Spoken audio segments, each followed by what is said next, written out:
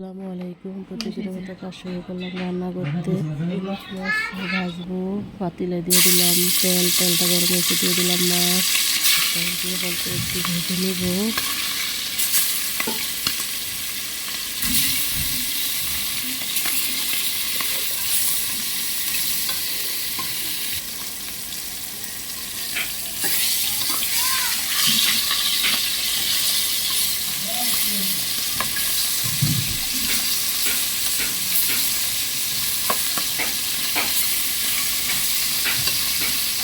ভাজা হয়ে গেছে, এখন তুলে নেব।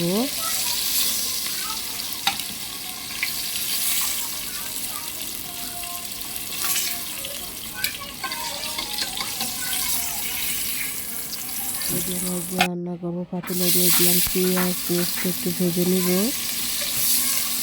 ভাজা হয়ে গেছে, দিয়ে দিলাম একটু পানি।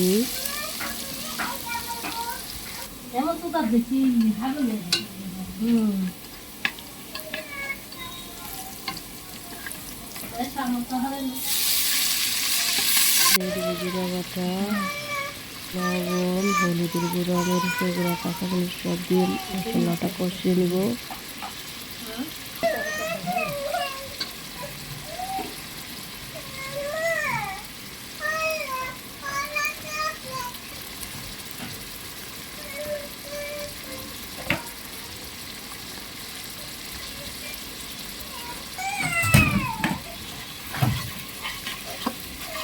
মশলাটা কষানো হয়ে গেছে, এখন জালে দিয়ে দিব। তুলে ছেড়ে দিব, ঢাকনা দিয়ে ঢেকে দিব।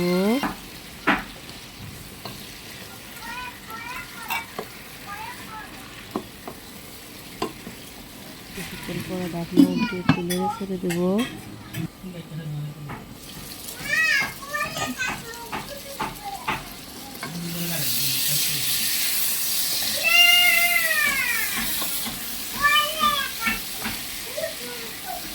কষানো হয়ে গেছে, এখন একটু পানি দিয়ে দিব। দিয়ে দিব মাছ দিয়ে একটু ঢাকনা দিয়ে ঢেকে দেব।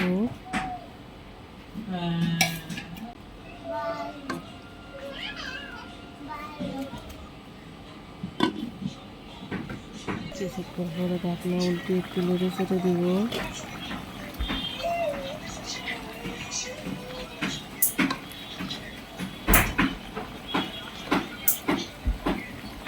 আলু দিয়ে ইলিশ মাছ দিয়ে রান্না হয়ে গেছে, এখন তুলে নিলাম। বেগুন ভাজবো। বেগুনে দিয়ে দিলাম তেলটা গরম হলে দিয়ে দিব বেগুনটা উল্টিয়ে পাল্টিয়ে ভেজে নেব।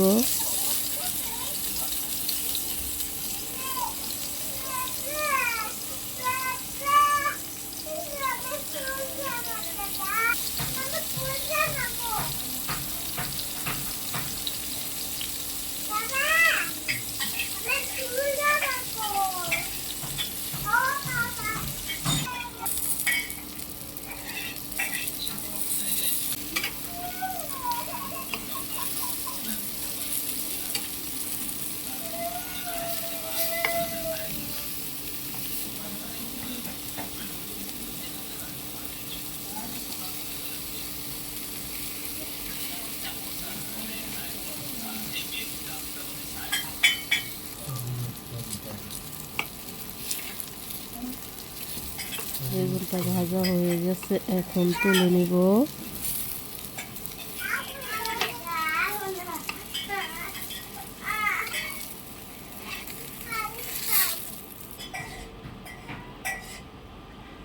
মাছ চচ্চড়ি করবো। ফ্রাই প্যানে দিয়ে দিলাম পেঁয়াজ, কাঁচামরিচ, টমেটো, লবণ, হলুদের গুঁড়া, মরিচের গুঁড়া, তেল, রসুন, জিরা দিয়ে কষিয়ে নেব ভালোভাবে।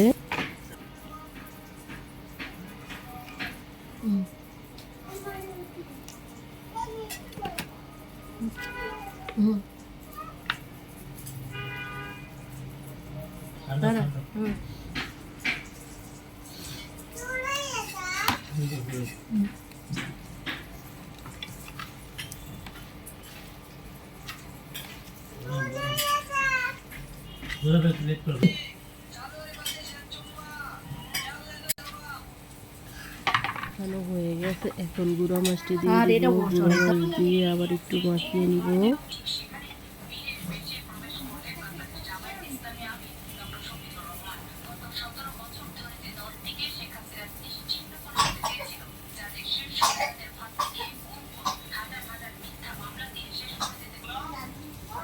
কিছু করে পানি দিয়ে চুলায় বসিয়ে দিব।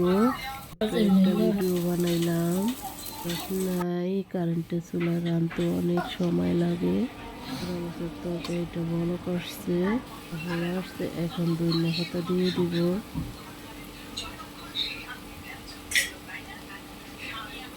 দিয়ে রেখে দিব।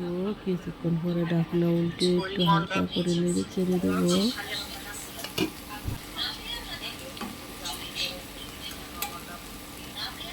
মাছের তরকারিটা হয়ে গেছে, এখন তুলে নিব। আজকের মতো এখানেই শেষ। কালকে একটা নতুন ব্লগ নিয়ে আসবো। আসসালামু আলাইকুম।